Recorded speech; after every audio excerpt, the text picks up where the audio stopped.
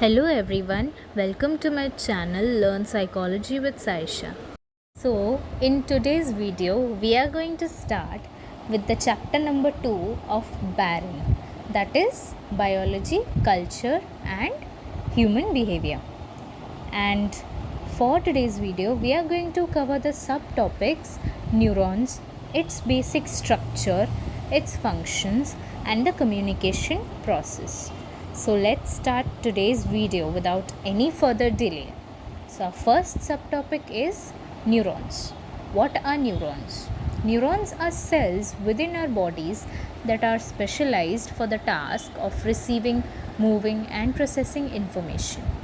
तो ये न्यूरॉन्स क्या होते हैं? ये सेल्स होते हैं जो कि स्पेशलाइज्ड होते हैं एक टास्क के लिए या एक फंक्शन के लिए. और ये फंक्शन क्या है, ये टास्क क्या है? To receive information from the external world, external environment and to transmit the information and process information. तो let me explain this with the help of one example.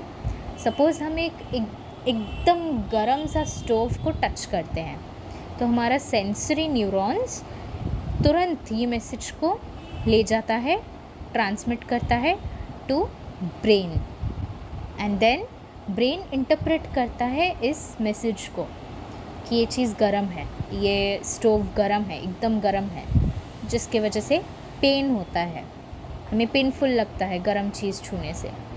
तो ब्रेन क्या करता है, तुरंत मैसेज सेंड करता है टू द मोटर न्यूरॉन्स. ये motor neurons क्या करते हैं,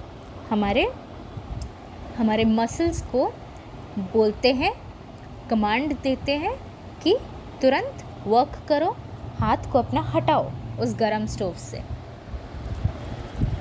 अब हम पढ़ेंगे structure. So what is the structure of neurons? पहला चीज़ है डेंड्राइट्स. डेंड्राइट क्या काम करते हैं? They carry information towards the cell body. वो क्या करते हैं, हमारे जो डेंड्राइट्स है वो सेल बॉडी तक इंफॉर्मेशन लेके आते हैं. Okay, let me show an image of the neuron. ये रहा neuron. I am sorry for my drawing, मेरा ड्राइंग थोड़ा सा बुरा है, प्लीज़ डू एडजस्ट. तो ये है हमारा डेंड्राइट्स. देखिए मैंने लेबल किया हुआ है. डेंड्राइट्स है, थोड़े से ब्रांच स्ट्रक्चर्स है, एकदम स्टार्टिंग स्ट्रक्चर्स है जो कि सेल बॉडी में है. फिर हमारा आता है एक्सॉन, यहाँ पे लंबा सा है और एक्सॉन को कवर किया है माइलिन शीथ ने. बीच बीच में जो गैप्स है उसको बोला जाता है नोड्स ऑफ रैनवियर. उसको मैंने शॉर्ट फॉर्म में लिखा है लेबल करके NOR, क्योंकि जगह नहीं था. And then there is axon terminals. पूरा एकदम एक्सॉन के एंड में है आपका एक्सॉन टर्मिनल्स. तो let's go back to the structure. यहाँ पे है. तो डेंड्राइट्स क्या करते हैं, they carry information towards the cell body. Okay. फिर एक्सॉन क्या करते हैं, इंफॉर्मेशन को सेल बॉडी से दूर लेके जाते हैं. बहुत सारे न्यूरॉन्स में एक्सॉन किस चीज़ से कवर होता है, by a sheath of fatty material known as myelin. अभी हमने देखा, वो डायग्राम में देखा माइलिन शीथ जो होता है, ठीक है. ये जो माइलिन शीथ के बीच में हमने देखा था डायग्राम में कि गैप्स होते हैं छोटे छोटे, वो गैप्स को क्या बोला जाता है, नोड्स ऑफ रैनवियर. एंड ये nodes of Ranvier as well as myelin sheath बहुत ज़्यादा इम्पॉर्टेंट रोल प्ले करते हैं in the transmission of information. Multiple sclerosis एक डिज़ीज़ होता है, आप सबने सुना होगा उसके बारे में, I am pretty sure. So basically it is a disease where progressive deterioration of the myelin sheath takes place and it leads to jerky uncoordinated movement in the affected person. तो माइलिन शीथ जो है damaged हो जाता है. Multiple sclerosis में myelin sheath हमारा damaged हो जाता है, जिसकी वजह से मूवमेंट अफेक्ट होता है, जर्की मूवमेंट होता है एंड कोऑर्डिनेशन प्रॉब्लम्स होता है. जो माइलिन शीथ है वो प्रोड्यूस करता है अनदर टाइप ऑफ सेल्स, दूसरे टाइप के सेल्स प्रोड्यूस करता है माइलिन शीथ। ये सेल्स जो प्रोड्यूस करते हैं माइलिन शीथ उनका नाम क्या है? Glial cells. ग्लायल सेल्स का सिर्फ यही एक काम नहीं है, ग्लायल सेल्स का और भी फंक्शंस है।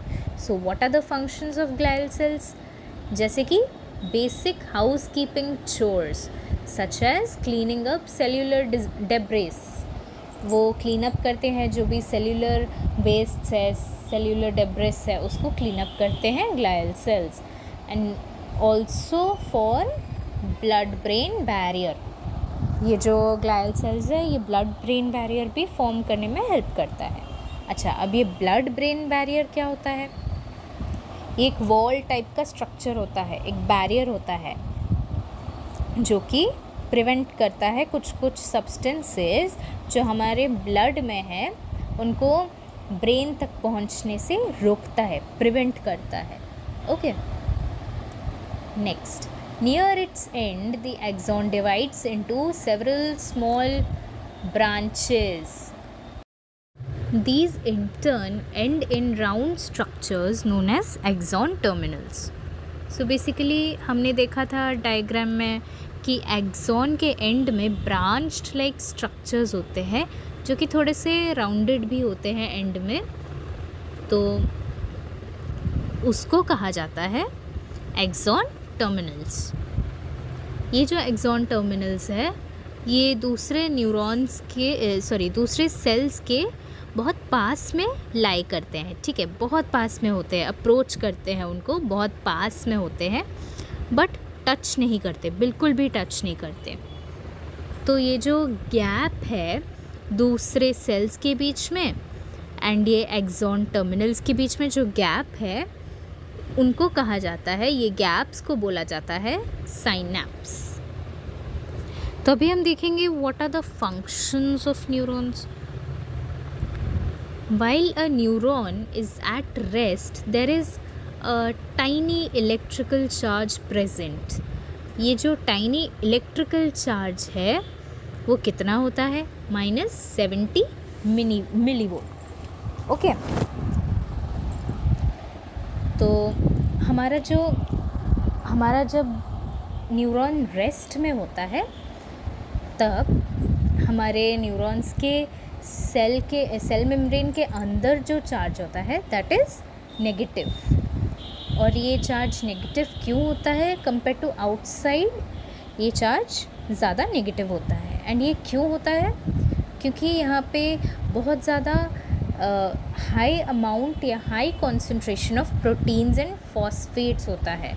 K+ आयंस भी होता है यहाँ पे, पोटेशियम आयंस भी थोड़ा सा ज़्यादा प्रेजेंट होता है, but proteins and phosphate ions जो है, ऑर्गेनिक अनायंस जो है, वो उसका कॉन्सेंट्रेशन ज़्यादा होता है। और जो हमारा सोडियम आयंस है एंड क्लोराइड आयंस है थोड़ा सा कम होता है अंदर, बट बाहर रेस्टिंग पोटेंशियल के टाइम पे बाहर क्या होता है? बाहर ठीक इसका ऑपोजिट होता है, lower number of K+ ions and protein ions but higher concentration of Na+ and chloride ions. तो ये जो अंदर जो बैलेंस होता है K+ आयंस का एंड प्रोटीन आयंस का, ये एक नेगेटिव चार्ज में रिजल्ट करता है। It gives rise to a net negative charge inside the cell.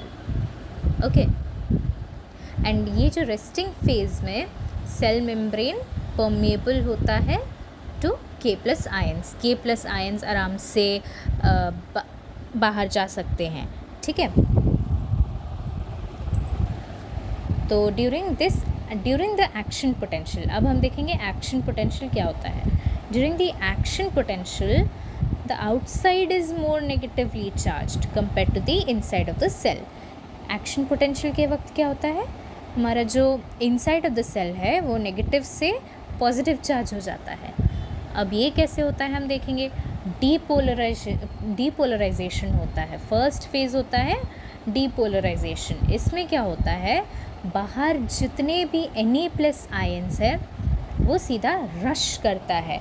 Action potential क्या होता है? जब हमारा सेल, हमारा जो न्यूरॉन का सेल है, न्यूरॉन सेल जो है वो फायर करता है, या जब उसको एक मैसेज मिलता है आउटसाइड एक्सटर्नल सराउंडिंग से, जब न्यूरॉन को मैसेज मिलता है तब वो न्यूरॉन फायर होता है, तुरंत एक्टिवेट हो जाता है।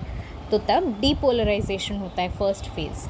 और ये फर्स्ट फेज़ में क्या होता है, हमारा जो Na+ आयंस था बहुत ज़्यादा कॉन्सेंट्रेशन में था बाहर, वो क्या होता है, वो सीधा घुस जाता है सेल मेम्ब्रेन के अंदर। एंड फिर सेकंड, और इस चीज़ को क्या बोला जाता है, इन्फ्लक्स, क्योंकि अंदर घुसता है। फिर सेकंड फेज़ होता है रीपोलराइजेशन। इस फेज़ में क्या होता है, इस फेज़ में होता है कि इस फेज़ में क्या होता है कि जो K+ आयंस है वो सेल के बाहर निकल जाता है या इफ्लक्स हो जाता है। ओके, एंड हमारा जो सेल है, हमारा जो न्यूरॉन सेल है, वो it returns to its resting phase. अगर K+ आयंस बाहर चला जाएगा तो क्या होगा, K+ आयंस अगर बाहर चला जाएगा तो अंदर नेगेटिव चार्ज बढ़ जाएगा, तो ऑब्वियसली हमारा रेस्टिंग फेज़ आ जाएगा, है ना।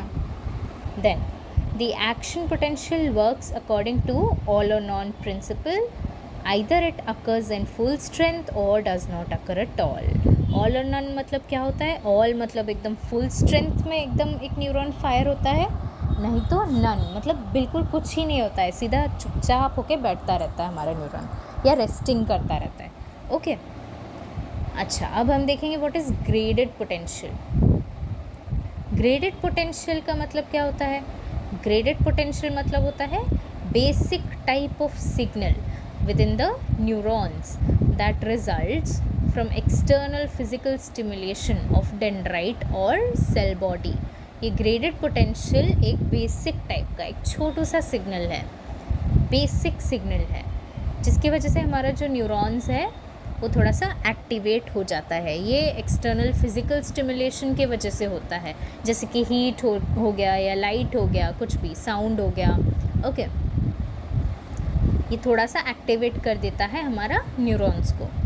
बट जब ये ग्रेडेड पोटेंशियल, जब ये एक्टिवेशन कुछ ज़्यादा ही एक्सीड हो जाता है थ्रेशोल्ड से, तब क्या होता है, तब एक्शन पोटेंशियल शुरू। अभी हम पढ़ेंगे हमारा लास्ट सब टॉपिक, जो कि है communication. Within the axon terminals are many structures known as synaptic vesicles, bulb like. तो हमने देखा था डायग्राम में axon terminals branched like structures जो होते हैं। तो ये जो ब्रांच्ड लाइक स्ट्रक्चर्स है, एक्सॉन टर्मिनल्स जो है, उनके अंदर साइनेप्टिक वेसिकल्स होते हैं। ये साइनेप्टिक वेसिकल्स जो होते हैं वो बल्ब लाइक स्ट्रक्चर्स होते हैं। तो इन साइनेप्टिक वेसिकल्स के अंदर होते हैं कुछ कुछ केमिकल्स, जिनको कहा जाता है न्यूरोट्रांसमीटर्स। ये न्यूरोट्रांसमीटर्स क्या होता है, ये केमिकल्स होते हैं जो कि न्यूरॉन्स के अंदर रिलीज़ होते हैं। इनका क्या काम होता है, they carry information across synapses. अच्छा, अब ये साइनेप्सिस हमने पढ़ा हुआ था पहले। साइनेप्सिस क्या होते हैं, साइनेप्सिस होते हैं एक्सॉन टर्मिनल्स एंड दूसरे सेल्स के बीच में जो गैप्स। हमने पढ़ा था ना कि एक्सॉन टर्मिनल्स के पास में दूसरे सेल्स होते हैं, बट एक्सॉन टर्मिनल्स उन सेल्स को टच नहीं करते, बस पास पास में होते हैं, राइट। तो ये न्यूरोट्रांसमीटर्स मैसेजेस ये साइनेप्स के बीच में ट्रांसमिट करते हैं, साइनेप्स को क्रॉस करके दूसरे न्यूरॉन तक लेते हैं मैसेजेस। एक न्यूरॉन से दूसरा न्यूरॉन, दूसरे न्यूरॉन से तीसरा न्यूरॉन, ऐसे करके साइनेप्सिस जंप कर करके क्रॉस कर करके मैसेज जाता है, and that is due to neurotransmitter. अच्छा, अब न्यूरोट्रांसमीटर्स के दो टाइप्स होते हैं। पहला वाला है एक्साइटेटरी न्यूरोट्रांसमीटर्स। ये न्यूरोट्रांसमीटर्स, ये केमिकल्स क्या करते हैं, ये एक सेल को फायर करते हैं, फायर करवाते हैं, मतलब एक्शन पोटेंशियल कॉज करवाते हैं। एंड इनहिबिटरी न्यूरोट्रांसमीटर्स क्या होते हैं, स्टॉप करते हैं एक सेल को फायर करने से, या एक्शन पोटेंशियल को स्टॉप करते हैं। So this much for today. Let's end the video over here. We'll continue tomorrow. So thank you for watching my video. Please do like, share and subscribe.